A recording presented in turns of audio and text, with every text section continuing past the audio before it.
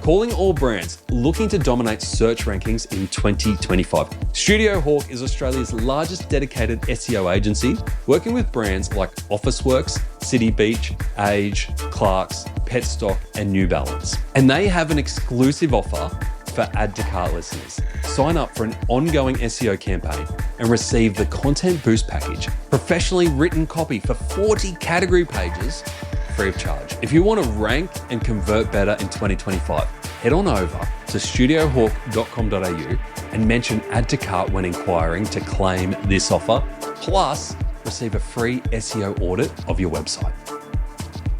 I think culture is one of the most misunderstood words in e-commerce. In fact, probably across all business. I don't know anyone who really loves talking about culture because it feels so big and so fluffy. We either treat it like a vibe or we treat it like HR admin. But when you talk to the brands who have actually grown, and not just grown by adding more products, but grown in terms of developing a team that can scale, they've approached culture not just as a feeling that they have, but as a system that they've implemented to make sure that they can scale and that the team keeps the culture and grows the culture that they're aiming for. Because it's very easy to add layers, locations, channels, new owners to the point where culture becomes something that is just ingrained into how we work or can easily collapse as it gets out of control. That really clicked for me after this episode of Add to Cart with Emma Grasso, who is the Director of People and Culture at Culture Kings. Can you think of a better fit than culture at Culture Kings? Culture Kings is actually the textbook example of a brand that should have broken under scale. Originally founder-led under Simon Beard, with a cult following, a deep identity tied to music, sport, and fashion, they were acquired by a bigger brand and a more legacy brand in AKA Brands and pushed quickly into global growth mode. And instead of losing the magic, they did something smarter. They found a way to operationalize it. So in this playbook, I want to pull together a few lessons that we've learned from past guests who've tackled culture from a very practical angle, not just as a vibe, but as an operating system. We'll start with Emma, and then we'll bring in Jane Kay from Bird's Nest, Kira McLeod-Fink from The Body Shop, and then Ringo Chan from Acosa. Because once you start getting your head around culture as an operational system, you'll stop seeing it as just the soft stuff or the Friday night drinks and realize how much it can actually be a growth lever as you look to scale. What was the biggest challenge for you from a people perspective? Where did you start? I suppose really getting everyone on the journey of change is probably the hardest part. So I think for me, I kind of looked at it and I said, I've really got to garner the trust of everyone here. Like I'm sort of probably the face of change right now. I've come from another AKA brand, so I really took a moment to kind of really get to know the team and just say, hey, I know what this moment feels like, and it's a bit unsettling, and I get everything kind of feels a little upside down. But I've done this before, and we're going to hold hands and get this happening. So I kind of asked, around, like I had moments to just meet up with people in meetings, a lot of the managers and senior managers first, but then hit the ground, and just meet the people on the floors. And I thought, with people and culture, you got to do a lot of, I think, you do a lot in the background that people don't know about often. Yeah. Kind of thought, well, these are the things that we'll have to do as more the front-facing stuff. So having a presence, being communicative. So I kind of started up a couple of rituals, like you kind of said immediately, which was weekly Slack blasts. We kind of all connect on Slack. I noticed that was the most engaging platform for everyone. And I think what a lot of people were saying is it's a new land. We used to have, an amazing president like Simon, who's such an orator, who gets everyone together every day. So it was like, how do we communicate now in a new land? And I thought kind of true, like there's so many business updates going on and people stuff. So every week I still do it. It's called the weekly Slack blast, and it's like a notification. It does shout outs to people, but it was great, hearing people's side hustle stories even. We got a podcasts. Like there's so many that are like prolific, like music, side hustle gigs and stuff. So, I was mixing like, hey, there's a new person starting. They're going to start in the IT team. This is a bit about them.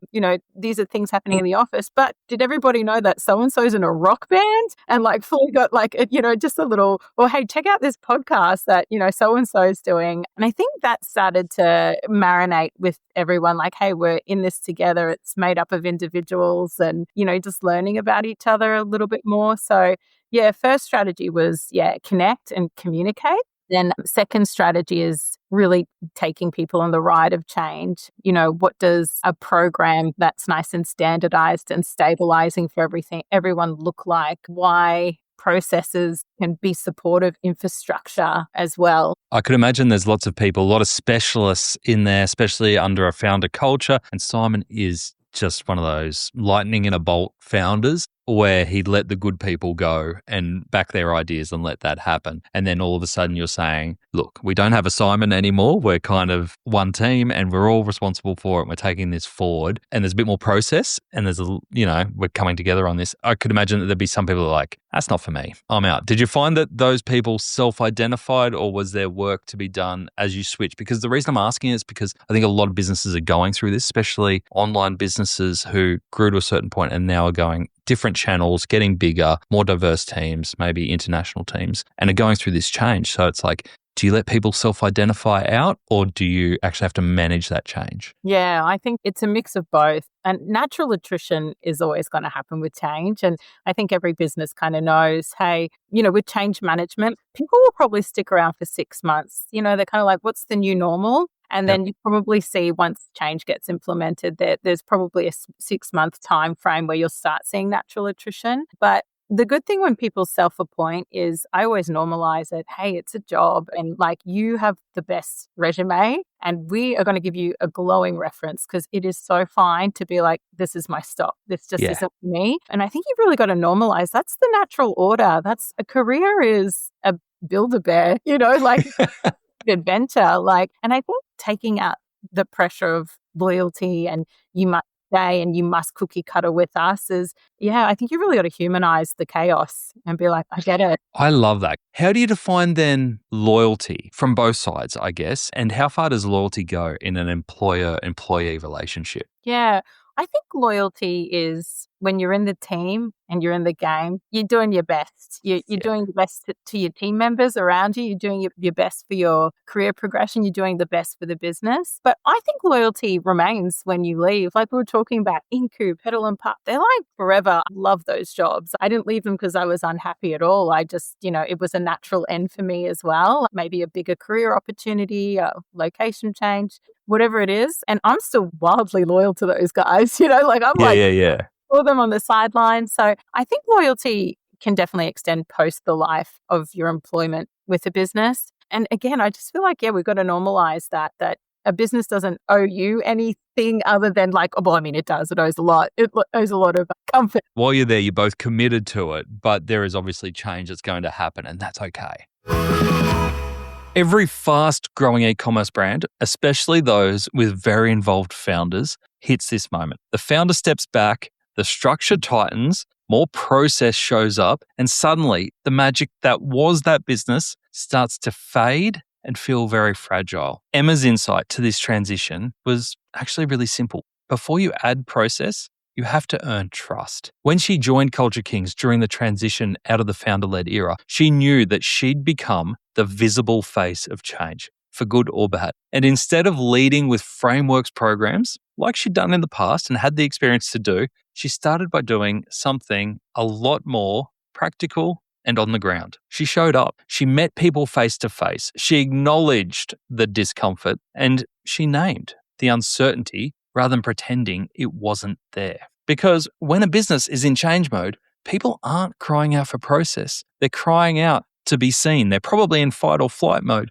We need to address that first. Emma talks about humanizing the chaos. And that's a real lesson here because change is always inevitable in e-commerce. And people are always going to be emotional. As much as they are hard workers, as much as they love you, there's always going to be emotion in what we do. So if you don't slow down long enough to bring the people with you, trust can drain quicker than you realize, even when you've spent years building it up. And the part that many leaders get wrong is that some people will opt out. Emma doesn't fight that. She acknowledges it. She normalizes it, that people might not be ready for the next part of the journey. She knows that careers aren't lifetime contracts, they're chapters. And when you remove the pressure to stay loyal at all costs, something interesting happens. People have a choice. The people who remain are the ones who actually recommit to the next chapter of not only their story, but the business story. But it all comes down to one thing, and that's trust.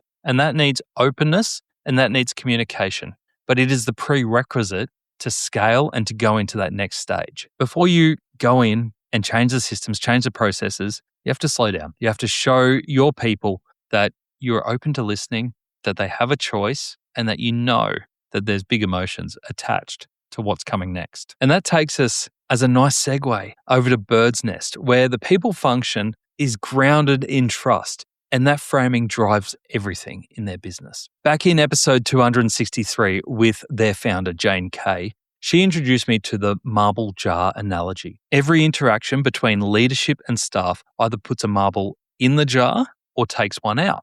When the jar is full, you can make mistakes. When it's empty, even small errors can cause big blow-ups because trust compounds daily. It's in meetings, it's in decisions, it's in how bad news is delivered. It's how we celebrate big wins. It's about how people feel seen before feeling managed. And in e-commerce, it's critical because we're not always sitting around in a calm state of mind. Often when the pressure's on with missed targets, delayed stock, platform changes, peak sales, you're often not sitting in a stable headspace yourself trying to keep everyone calm. It's easy to lose trust through these micro moments. So culture isn't often this big thing where it's about what benefits do we give our team? How do we do pay rises? How do we do performance reviews? It's often built in those micro moments of those one-on-one times with our team to show that they're valued and that we appreciate them. And in saying that, yes, we want those micro moments, but also know on the other side that in those moments of high tension, in those moments of panic and stress, that can spread very fast throughout a team and impact you commercially very quickly. Kira McLeod is the head of D2C at The Body Shop, and she learnt this during a really crazy time at The Body Shop where there was a lot of corporate change and a full replatforming happening at the same time. Her job was to help lead this change, but remain calm for her team. Kira acted as a heat shield for her team. She absorbed uncertainty so it didn't cascade through the business, and structurally, she removed a lot of friction by merging retail and digital into one unit, which forced alignment around the customer instead of internal politics and bickering. She even created a role that sat between HQ and the shop floor, feeding real customer insight back into the system. Throughout all of this, she was thinking, how do I keep my team calm and connected? Because if she wasn't focused on it, it would get out of control very, very quickly. And taking that a step further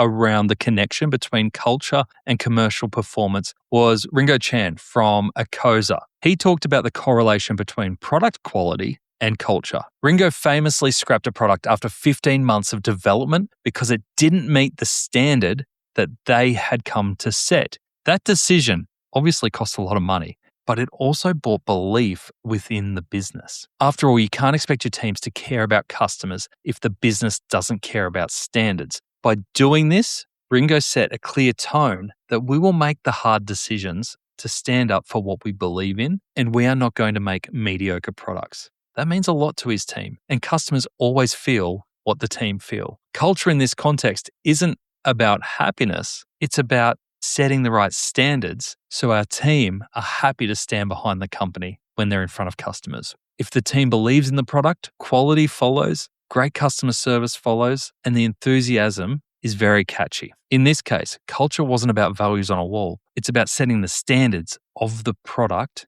that they would go to market with and having the team proud to stand behind that product. I hope these examples have shown you that culture isn't a vibe you protect. It's an operating system that you can design. Emma showed us that culture only scales when it's communicated in ways that people actually engage with and gets their trust straight away. Jane reframed culture as trust accumulation, not just in big moments, but in those micro moments over time. Kira proved that calm can be engineered into how teams operate under pressure and how to make sure that panic doesn't spread like wildfire. And Ringo reminded us that culture can be shown in product quality decisions to create something that your team can be proud of and stand behind. When culture looks real, it is real. When it's put up as sound bites or graphics, it doesn't feel real. That's a pretty easy test. We've seen this in e-commerce time and time again, that companies with great founders or great ideas scale quickly, but the real test is when the team needs to pick it up and carry the ball from there. In those moments, you need to be able to address culture and make it a system that will allow you to scale to the heights you're dreaming of.